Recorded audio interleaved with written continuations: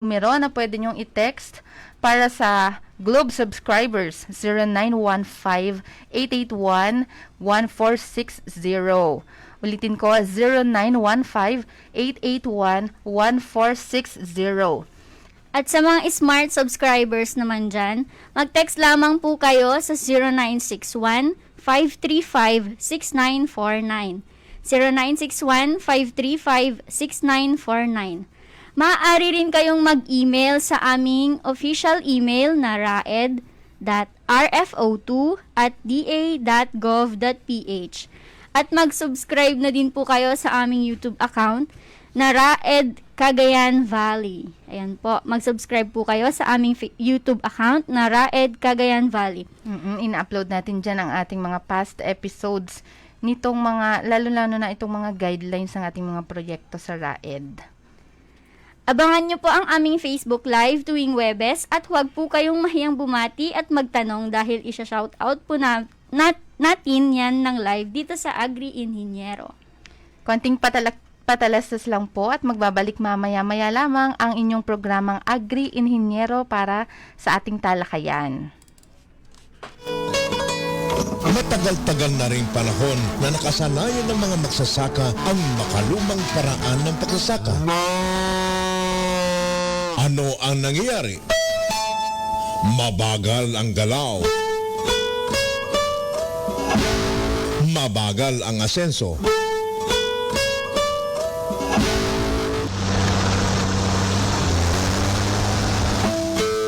Upang makahabol sa takbo ng magsasaka ngayon, panahon na rin na gamitin ang makabagong teknolohiya.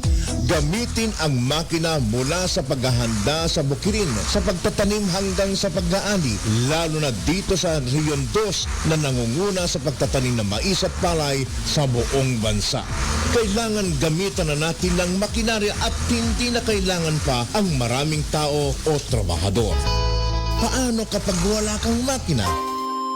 Mahal na magsasaka, kailangan sumapi ka sa asosasyon o kooperatiba dahil ang samahang ito ay lehitimong makapagpundar ng makinaryang pambukid sa tulong ng gobyerno.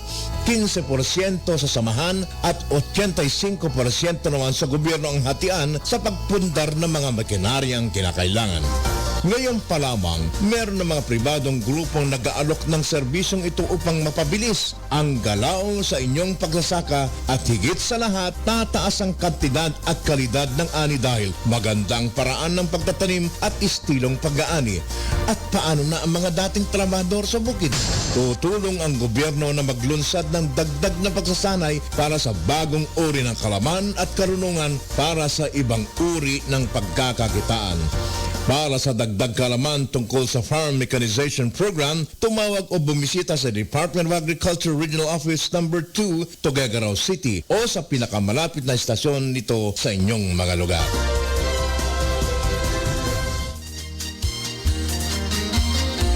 Mga dapat malaman tungkol sa African Swine Fever o ASF. Sintomas. Una, may lagnat at namumula ang mga mata. Pangalawa, may reddish color sa iba't ibang parte ng katawan. Pangatlo, naglalaway at ayaw kumain. At pang-apat, biglaan o sunod-sunod na pagkamatay ng mga alagang baboy. Ito ang paraan sa pamamahala. Una, ipagbigay alam kagad sa mga barangay captain, municipal livestock inspectors, municipal agriculturists, provincial veterinarians o agriculturists o pinakamalapit na istasyon ng DA kung merong napapansing sintomas sa mga alagang baboy upang agad na matugunan. Pangalawa, huwag magpapakain sa mga alaga ng tira-tira na galing sa kusina, restaurant o swill feeding. Pangatlo, i-dispose ng maayos ang mga namatay na alaga gaya ng paglibing. Kung maaari ay 6 feet below the ground at hindi lang itinatapon sa kung saan-saan. Pang-apat, magipagtulungan sa mga checkpoint officers kung pinapara ang mga sasakyan lalo na sa mga biyahero ng baboy, karne at processed products. Panglima, maging responsable sa pamamagitan ng pagbibigay ng tamang impormasyon para hindi makadagdag sa disinformation tungkol sa isinasagawang preemptive at control measures sa sakit. Pang-anim, abisuhan ang mga kamag-anak na nasa abroad na kung maaari ay hindi muna magpapadala ng mga dilatang produkto lalo na kung mula sa maapektadong bansa. At pang-pito, panatilihing malinis ang mga piggery o pinag-aalagaan ng mga baboy. Ang mensaheng ito ay hatid sa inyo bilang isang paglilingkod bayan ng Department of Agriculture Regional Office No. 2 at ng himpilang ito. Sa buong mundo, hindi na mapigilan ang paggamit ng solar power, kuryenteng nalikha at naiipon galing mismo sa init ng araw. Sa liblib na lugar na hindi inaabot ang kable ng kuryente, mayroong sariling kuryente. Kaya pala pwede kayong magpaandar ng irigasyon, sasakyan, ilaw na hindi kailangan ang kuryente galing sa bayan o generator. Sa makabagong paraan ng pag-asaka, hindi apektadong mga gamit na nangangailangan ng kuryente. Sapat na ang solar power system. Basta may araw, may kuryente. Naiipon ng enerhiya mula sa araw sa pamamagitan ng solar panel na sumasagap ng init nito. Umaraw man o bumagyo, tuloy ang kuryente. Kahit sa radyo ay solar power na rin ang gamit. Kahit nagbabago ang panahon, nakakalikha din ang tao ng solar power para makatulong sa mga gawaing pag-asaka. Ang mensahe ito ay hatid sa inyo ng CCAMS, PFRB at ng himpilang ito.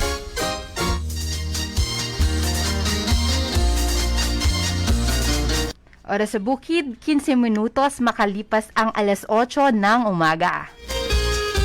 Radyo May Aral, Istasyong Makabuluhan, DCDA 105.3, Radyo Pangkaunlaran. Kami po ay nagbabalik at tatalakayin natin ngayon ang tungkol sa rice post-harvest facilities o yung mga pasilidad na ginagamit pagkatapos mag-ani ng palay. Yes, kaya siya post-harvest. Yan. Kung i-recall natin, may dalawang bagay tayong ginagawa pagkatapos ng anihan. Una dyan, ang pagbibilad o pagpapatuyo ng inani nating palay. At ang pangalawa ay ang paggiling ng palay para gawing bigas. Hindi ba, engineer? Tama ka dyan, Engineer Pauline. At umpisahan natin sa drying facilities o yung mga mechanized dryer na kinakargahan ng petrolyo o diesel para gumana. So first, sa drying facilities, common knowledge na sa ating mga magsasaka na kailangan mapatuyo natin yung mga naani nilang fresh na palay para maabot natin yung desired moisture content na 14%. Kasi ito yung ideal bago siya maigiling, hindi ba? So, Hindi naman kasi pwede na kung mas mababa pa dito sa 14%, madudurog yung yung palay, no? masisira yung makakompromiso yung quality ng milled rice natin. So, karaniwan naman na ginagawa nila ay ang pagbilad sa kalsada. 'Di ba? Yan ang madalas nating nakikita. Minsan naman sa mga multipurpose drying pavement na proyekto rin natin, o ito ay mas simpleng kilala bilang solar dryer na pinapa-construct din natin sa ating mga barangay. Yun nga lang, ang problema sa mga simpleng pagbibilad na ito ay nakadepende lamang ito sa sikat ng araw at sa ganda ng panahon. Kaya kapag biglang uulan, maaring makompromiso ang kalidad ng palay, or worse ay masisiraan pa tayo ng mga butil na inani natin kapag sunod-sunod na talaga ang pag-ulan at hindi nakakayanin na maibenta o maproseso ito. So, iyon ang nangyayari sa ating mano-manong pagbibilad. At bukod pa dyan, partner, kung nadadaanan ng mga sasakyan ito, bukod sa takaw aksidente, ay nakakasira din maraming mga losses. Kaya nga mataas ang ating post-harvest losses dahil dahil sa hindi mechanized na ating mga post-harvest processes. Oo, partner, lalo na dyan kung may biglang ulan. Ayan, kawawa yung mga nagbibilad ng palay. Mahirapan silang mag-ipon. Ayun pa. Kaya naman, sa pamamagitan ng mekanisasyon natin sa drying, ang magsasaka ay maaring magpatuyo ng mas mabilis, mas madali, Kasi hindi na paulit-ulit na ibibilad at mas maganda ang kalidad ng palay. Ito yung pinaka-aim nitong mga post-harvest facilities natin. So unahin natin ang naunang mga pinamahagi noon. Ito kagaya nitong flatbed dryer na maaring makatuyo ng 120 bags ng palay o 6 na tonelada sa loob ng 10 to 12 hours. Ito mula 24% moisture yan ng fresh na palay ay ginagawang 14% ang kanyang moisture content. So nagbubuga ito yung kanyang blower ng mainit na hangin na nasa 43 to 50 degrees Celsius. O parang ano lang, kumbaga sa katawan natin ay yung lagpas sa nilalagnat. Hindi ba? Nasa 43 to 50 degrees Celsius. Ang kagandahan sa flatbed dryer ay madali itong i-assemble, madaling i-operate, at mas simple din ang maintenance. Ito yung expected noon na advantages nitong flatbed dryer. Ang blower ay pinapagana ng 12 HP na diesel engine, samantalang ang kanyang furnace naman na nakakabit ay gumagamit ng ipa ng palay o kaya ay corn cob para naman sa corn. Ito yung tinatawag na biomass furnace. At mga early 2000, kung hindi po tayo nagkakamali, ay pinamahagi itong flatbed dryer ng DA. Hindi lang naging perfecto pa ang pagkaka-implement noon ayon sa mga nasusulat, pero ito yung isang malaking step na rin ito para tayo ay mag-mechanize ng ating mga post-harvest processes ng palay. Sa ngayon, hindi na masyadong partner, hindi na ito pina-prioritize para i-allocate ng pondo. Dahil mas nagfo-focus na tayo dito sa susunod nating dryer.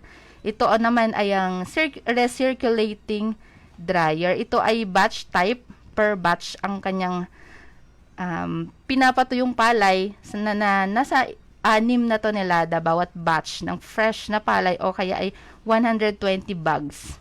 So mula ulit sa 24% na moisture content ay binababa niya ito ng 14% sa loob lamang ng 8 to 10 hours. So mas mabilis siya ng konti kumpara dito sa flatbed dryer. And expected dito sa kanyang design na mas efficient ang kanyang pagdadry at mas pantay. Ayan. Itong recirculating dryer pala natin, partner, ay pwedeng mobile siya or naka-fix sa isang lugar. At ito'y kasama sa ating off-farm na facilities. Sabi din nila, partner, mas maganda daw ngayon yung binibigay ng recirculating dryer kasi nakakatipid daw yung bayad sa kuryente. Hindi daw gaya ng dati na mas mahal yung binabayaran nila. Kasi eto kasing pinakabago ngayon, may genset na. Yes, oo. May kasamang generator set itong recirculating dryer natin. And next naman, bukod sa ating drying na mga mechanized, meron din tayong grain collector para naman sa mga nagbibilad ng palay sa mga pavement o yung mga sementado, yung parang sa ating MPDP o yung multipurpose drying pavement. Ayan. Ginagamit ang grain collector para kolektahin ang mga nakabilad na palay. Doon nga po sa sinabi ni Engineer Wildy kanina, doon sa mga MPDP, ganun. Kung hindi natin accommodate nga naman ang mga engine type na mga dryers, ito naman ay para mas mapabilis din ang pagkuha ng ating mga butil na nakabilad. Ayan, nakakakolekta po ang grain collector ng 6 na kaban sa isang oras. Ayan, mabilis pala siya, partner. Walk behind din siya, walk behind. At ginagamitan ng diesel engine para gumana. Yes. Naalala ko lang, partner. Kaya pala mas maganda na ibilad yung mga palay natin kasi mas mahal yung presyo ng nabilad na palay kaysa yung sa fresh. Kung mas malayo siya sa desired na moisture content natin na 14 ay mas mura ang pagbili sa kanilang palay. So, kung mas marami tayong madidistribute sana na ganito, ay mas mapabuti natin, mas mapataas natin ang kanilang kita. Ayan. Nabanggit na ni Engineer Wildy ang mga drying facilities na nakabilang sa pinamamahagi ng RAED noon at ngayon. Pagkatapos na ma-dry ng up to 14% moisture content, saka tayo nagpo-proceed sa paggiling ng palay o yung rice milling.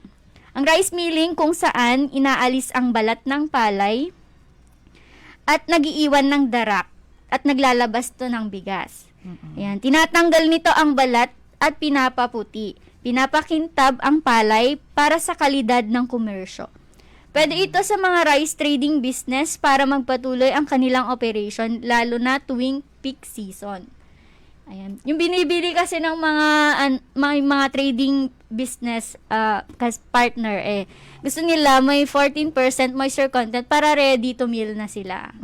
At ang kagandahan nga na meron tayo nitong mga mechanized na mga equipment and facilities na lalo na kapag tag-ulan at sabay-sabay na nag-ani ng palay ang ating mga magsasaka, hindi sila matatagalan sa pagpapatuyo. Lalo na kung nagbilad ka ng iyong palay tapos makita mong makulimlim dahil hindi ka nakinig ng weather forecast ng gabi, na hindi ka nakinig kay Kuya Kim. Ayan, ang nangyayari, okay Mang Tani, kung ikaw ay kapuso o kapamilya man, hindi ka nakinig ng weather forecast. Ang kagandahan kasi talaga dito, partner, very crucial na tayo ay nakikinig ng weather forecast. O kung may means tayo na makita ito sa ating mga gadgets, ayun, sa radyo, TV o sa ating media. internet man, kailangan malaman natin kung ano ang forecast ngayong araw. Kasi meron ding daily forecast, may hourly forecast din. At bukod dyan, nagpo-post din ang ating DA Cagayan Valley ng 10-day forecast. Doon pinapaliwanag sa atin ang mga operation na maaring gawin sa linggong yon na wala namang darating na bagyo. Ayan. Kaya napaka-importante na meron tayong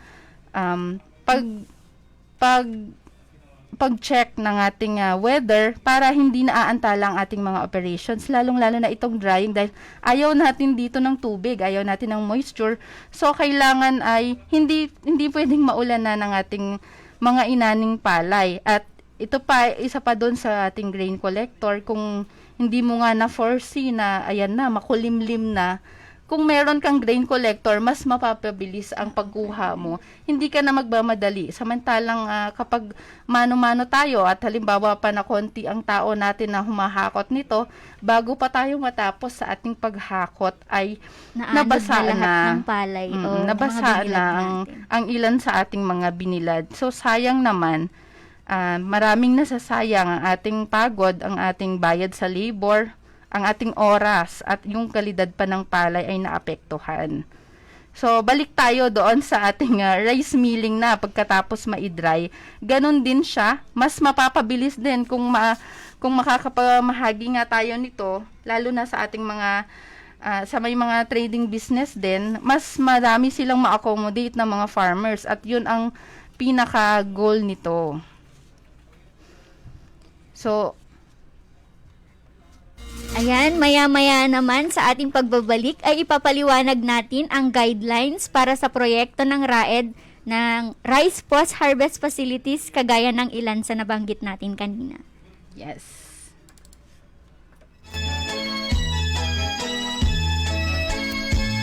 Sa baliti uswitan, ilalaki ang garitusdan, nadakil paiket tibokdan, ang pinguldaken na bubandan, nuli ko damanyan na taknina, no pasigamanyan na laad na, no pasangwam ko naman na baklang, titsura na kasdala ko na.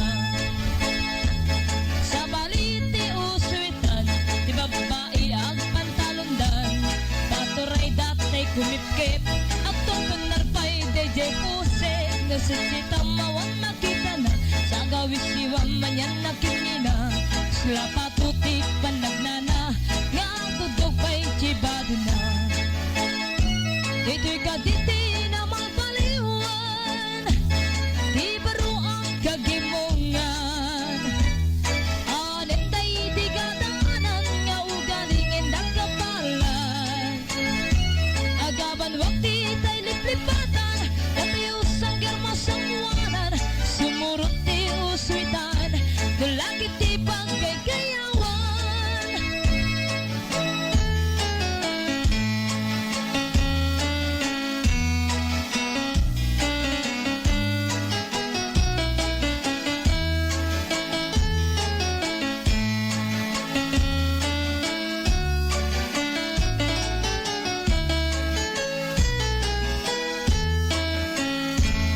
Kasutiya kabanwagitan, tayo sila damudan, sila dalatay masiksiguran, agot-agot lang di amudan, bigsyat awan na di awan, apansin-pansin na walat amuda, na di bagay ket isopotan, lumasokit pagpangasdan.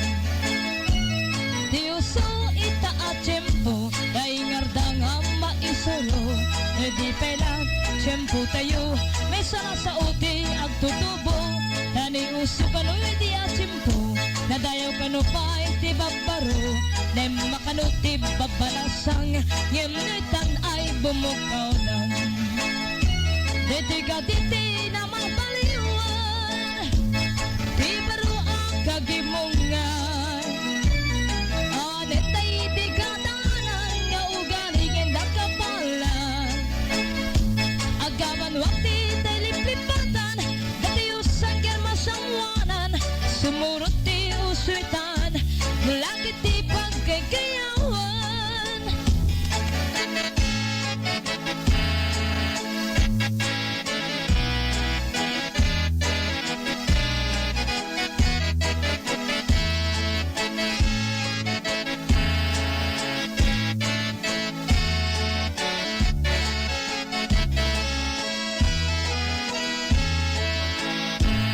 Sa balite uswitan, tilaki ang karibustan, nadakil paiket tibokdan, at pinggol daken agubandan, nulipod ang manyan na takling na, upas gagaman yan na lagna, napasangwam ko na malanabak nang, tesura na kasdala ko na.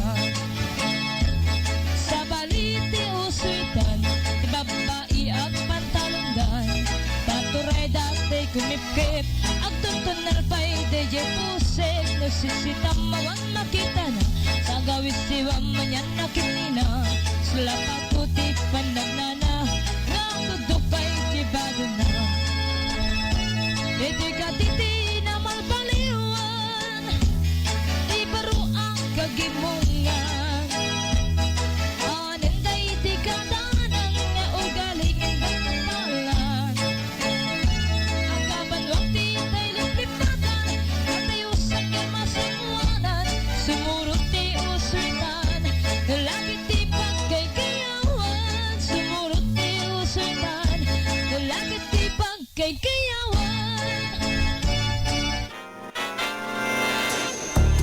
Isang mahalagang anunsyo para sa mga commercial poultry farmers.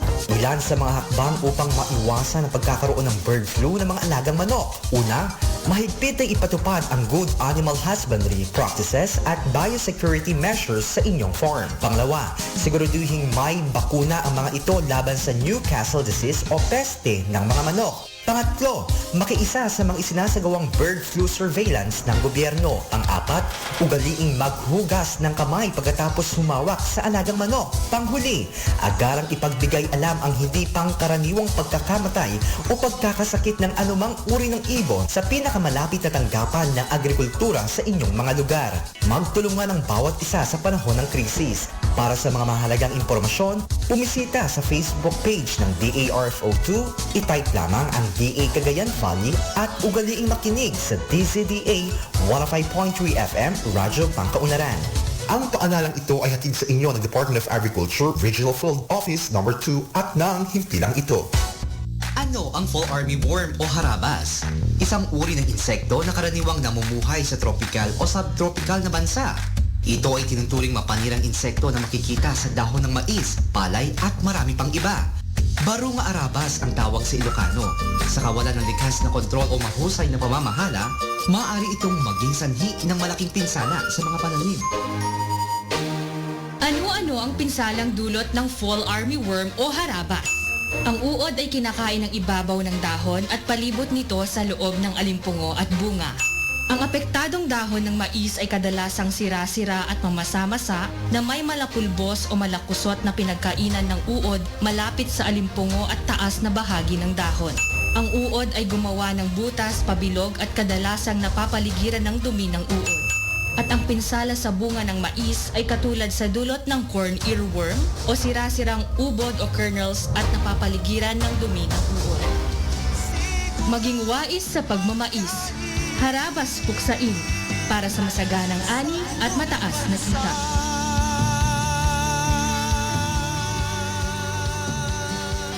Kung may kahina-hinalang insidente ng fall armyworm o harabas sa inyong mga lugar, maaaring ipagbigay alam sa inyong municipal agriculturist o sa DA Regional Crop Pest Management Center na matatagpuan sa San Vicente, City of Ilagan, Isabela o di kaya sa malapit na istasyon ng Department of Agriculture sa inyong mga lugar o tumawag sa 0916-571-0681 o 0906-410-1542. Ang impormasyong ito ay hatid sa inyo ng Kagawaran ng Pagsasaka Rion 2 at ng himpilang ito. Itay, hindi raw pwede sila mang-igme sa pagtatanim sa Lunes. Inuna na raw muna ang iba. Ayaw daw nilang maghiwa-hiwalay. Nauna na tayong bumati at nakapagsabi sa kanila. Umuo naman sila. Hindi nating hawak ang isip at pasya ng mga taong nagtatrabaho sa ating bukid. Pero kapag gumamit ka ng makina sa pagtatanim ng palay o mais, ora mismo, pwede na. Mula sa pagtatanim hanggang sa pag-aanig, sukat na sukat ang galaw sa pagbubukid at asahan ang magandang resulta ng magandang ani. Di makinang pambukid na ang nauuso upang tugunan ng mabilis, mahusay at mabungang gawain sa bukid. Maturuan na rin ang mga bata upang sa hinaharap ay makahiligan at maging gamay na nila ang gawaing bukid. Bakit pa tayo aasa sa marami samantala makinang pambukid lang ang katapat? Gaganda na ang ani, lalaki pa ang kita. Ang mensahe ito ay hatid sa inyo ng CCAVS, PFRB at ng himpilang ito.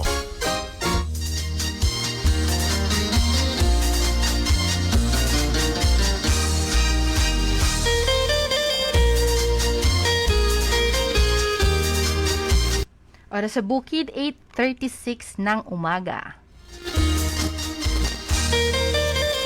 Radyo May Aral, Istasyong Makabuluhan, DZDA 105.3, Radyo Pangkaunlaran. Kami po ay nagbabalik at pag-uusapan po natin ang guidelines on rice post-harvest facilities. Ayan.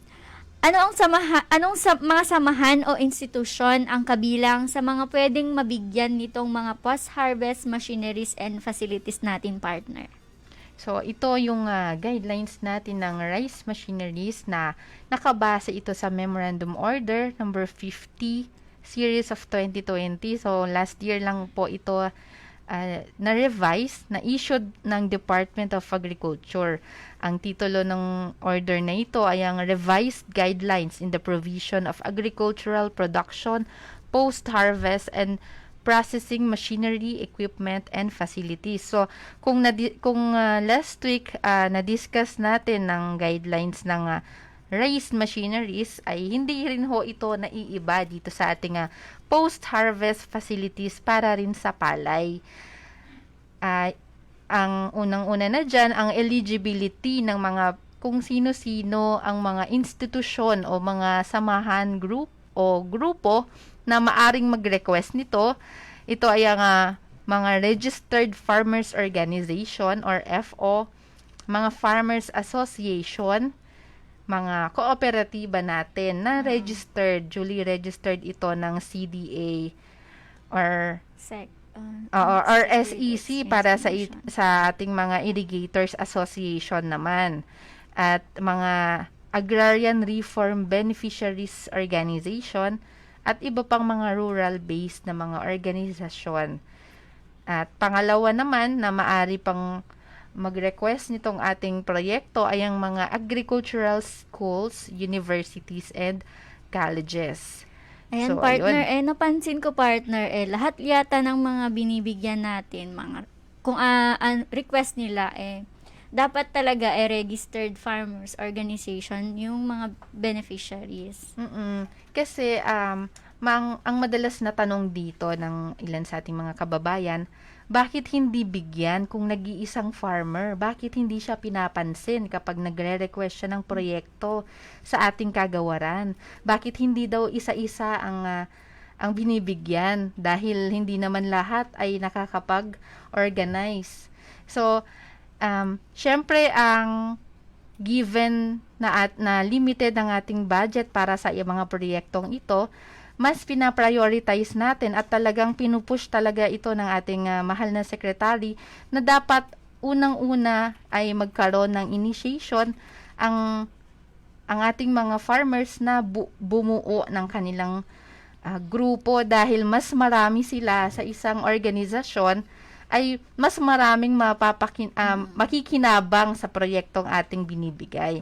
So isang koordinasyon lamang sa isang grupo ay marami ng mabibigyan. Samantalang kung individual farmers tayo makikipag-usap ay matatagalan tayo sa pagpamamahagi at hindi mararamdaman ang kanyang epekto. Yun lamang po ang pinakasimpleng paliwanag doon.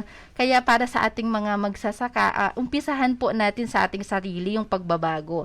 Kung sa inyo na individual farmer ay walang nangyayari, hindi kayo nabibigyan ng proyekto, umpisahan po natin magkaroon tayo ng initiative na kausapin ang ating mga katabing mga sakahan at bumuo na ng grupo. Magkaisa kayo para mas madali kayong mai-endorso ng inyong MAU. At ayun nga, ito ay didiscuss naman natin maya-maya lamang kung ano ba yung mga requirements para maka-avail nitong mga farm mechanization projects. Ayan, isa sa mga rason kung bakit hindi lang po iisa yung binibigyan. Kasi yung minimum requirements po ng mga binibigay, para po maka-avail sa mga binibigay ng DA. Ito po, at least 50 hectares po ang service area. Na sa ating, halimbawa sa four-wheel drive tractor, ganyan, mga 50 hectares talaga ang hinihingi dito sa ating mga dryers din. Tapos, ang kagandahan din nito, partner, dapat engage na sila sa processing at marketing ng mga palay o di kaya mga mais. Para dire-diretso yung operasyon. Kasi hindi naman, hindi masyadong pinaprioritize dito yung hindi pa nagsisimula sa kanilang pagsasaka ng palay. Dahil ito ay nanggagaling sa rice program ang pondo niyan. So, dagdag pa na pwede ring engage din sila kasabay ay ang livestock at mga high value commercial crops. Ito yung mga gulay natin, orchard. Sa gulay, yung mga chop suey vegetables, pinakbet vegetables, coffee, cacao, yan, mga high value crops natin. And then corn. So, pwedeng isa sa mga ito or mixed nitong mga commodities na ito na ating priority dito sa ating region. At kailangan nga na bukod sa engaged na sila or nagtatanim na sila nito at dagdag din natin, partner, doon sa rice milling nga natin na yung mga involved din sa rice trading.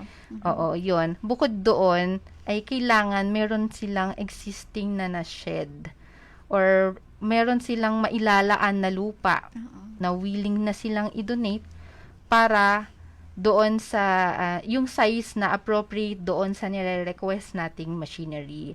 Kailangan i-assure natin ito na meron silang kakayanan na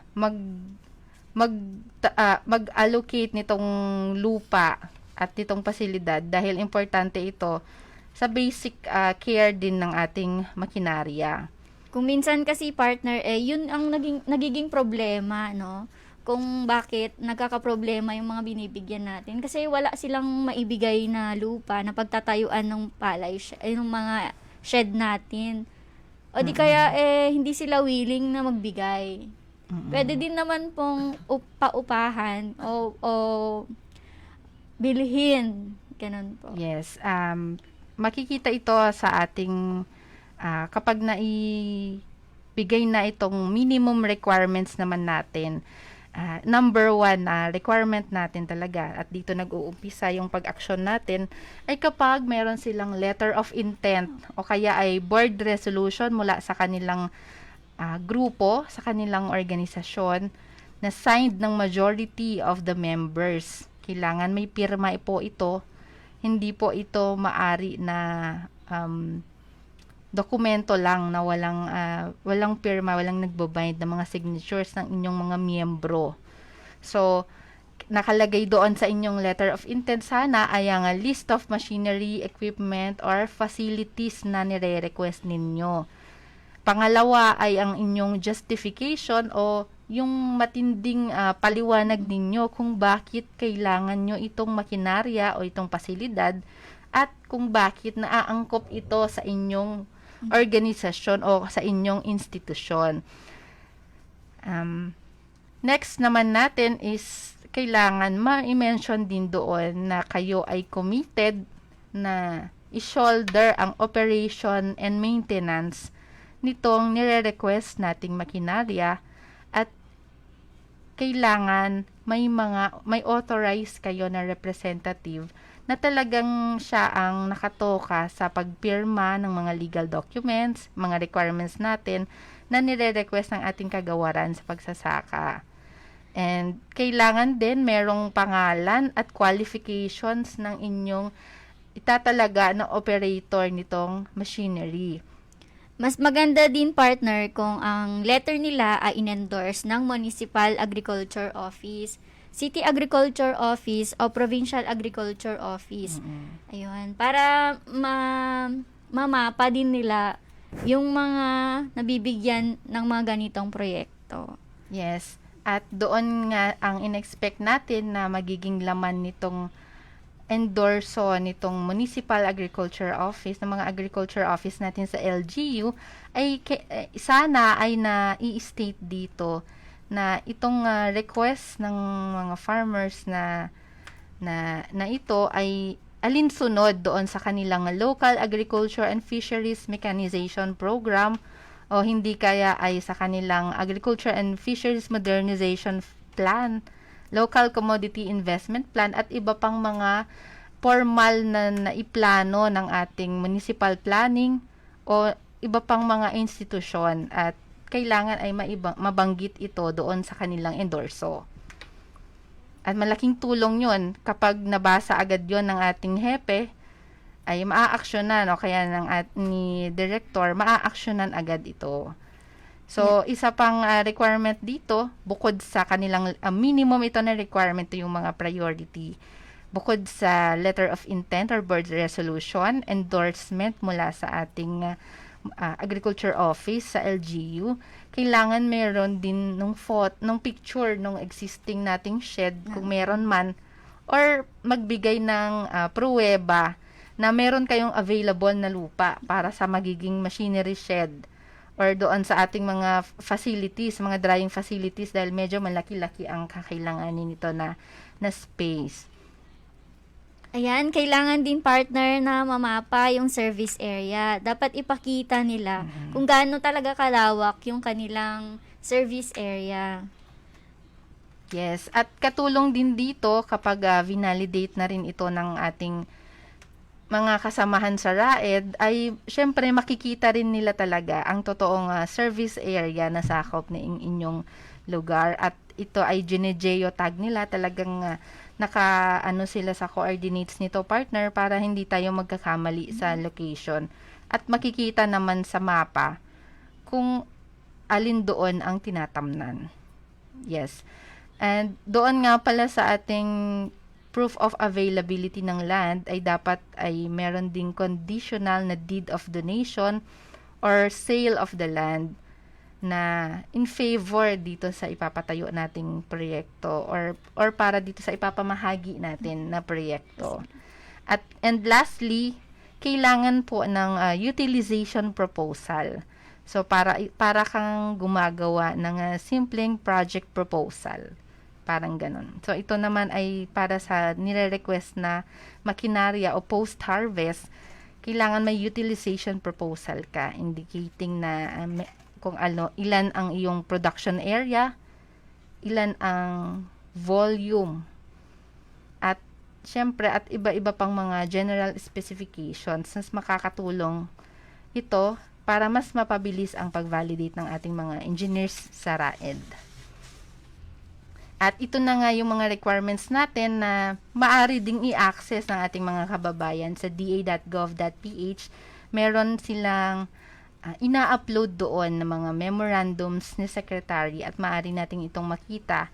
Ito ay sa taong 2020. Ayan. Ayan, partner. Punta naman tayo sa mga update kung ano yung mga maibibigay nila ngayong taong 2021. Sa post-harvest facilities po, kasama na po dyan ang drying, milling, at yung paglalagyan po ng mga naani nating palay o mais. Ayan. Meron po tayong 15 units na multi-purpose drying pavement with palay shed. 6 po dyan sa Cagayan at 9 po sa Isabela. Sunod po ang multi-pass rice mill na 4 na may 4 units po. 2 po sa Isabela at 2 din po sa Cagayan. At ang panghuli po, ang new ay warehouse, 4 din po. 2 sa Isabela at 2 din po sa Cagayan.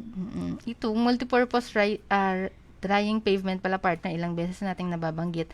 Itatalakay natin ito ng hiwalay sa mga susunod na airing natin. Abangan po natin yan. And yun na nga ang kabuuan ng mga ipapamahagi ngayong 2021.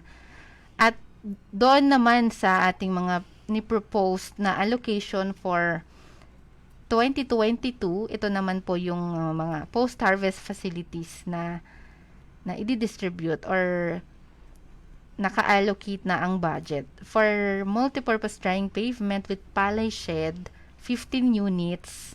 Bale, 6 dito ay Cagayan at 9 sa Isabela.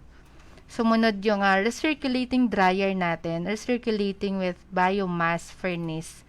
Meron din ho yan.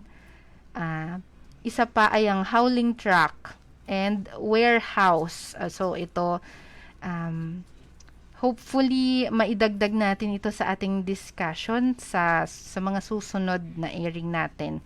Itong mga additional na facilities, gagaya po nitong warehouse and hauling truck. Sa warehouse natin, 4 units po ang maswerte na mabibigyan. 2 sa Isabela at 2 sa Cagayan. And lastly, pagpapamahagi rin tayo next year ng multipass rice mill. So, ang pinaka-proseso kasi dito, partner, ay kailangan ngayon pa lang, taon na ito, kung gusto nyo na magkaroon for the following years, as early as this year, ay magsumite na ng ating request or letter of intent or board resolution, nakalakip ang endorso mula sa ating agriculture office sa LGU. Kasi medyo mahaba-haba ang proseso nito dahil marami tayong nakapila, at dito nga nabanggit naman natin na hindi naman sobrang dami ang ating pagbibigyan dahil ipapamahagi natin ito ng libre. So, sa bigat ng libre na alokasyon natin ay magkaroon na lang din ng inisyatibo ang ating mga organisasyon at habaan ng kanilang pasensya na i-follow up ito sa atin. Dahil kung hindi nyo na po maitatanong, si Engineer Pauline ay involved din sa communications natin at talagang napakarami. Tama. Oo, partner. Daan-daan ba? Oo.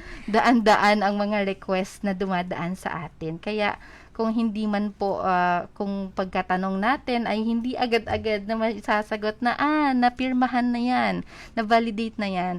Hindi po, hindi natin matatandaan kasi lahat sa sobrang First dami. come, first serve basis. Oo. Tayo, partner. At sa power din nung kanilang letter, makikita mo rin kasi doon, kung mababanggit na niya ang kanyang commodity, palay kami, or magkahalong palay and high value crops, ganyan. makikita mo na doon, dapat nakabase dito sa mga nabanggit nating guidelines, ang content ng kanilang letter. Yun yung the wisest thing to do ng ating mga organisasyon is to align their letter or their board resolution to the guidelines. Na kung i-mention mo as early as from the letter, ay mapapansin agad ito at ma-validate. Yun ang isang sikreto doon.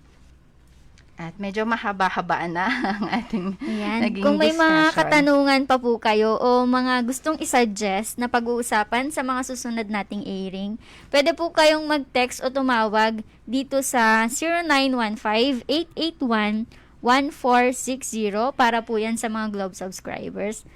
At sa mga Smart subscribers naman, 0961-535-6949. Ulitin ko po, 0961-535-6949. Pwede rin po kayong mag-email sa aming email na raed.rfo2@da.gov.ph. At ayan, ako po si Will D. Marasigan. Maraming salamat po sa pagsubaybay. Abangan nyo po ang aming Facebook Live and live airing po dito sa DZDA 105.3 MHz FM every Thursday 8 o'clock to 9 o'clock ng umaga. Tayo na naman po ay natuto ng panibagong kaalaman. Makakasama nyo po kami sa aming time slot tuwing Huwebes alas 8 hanggang alas 9 ng umaga. Ako po si Pauline Carpio.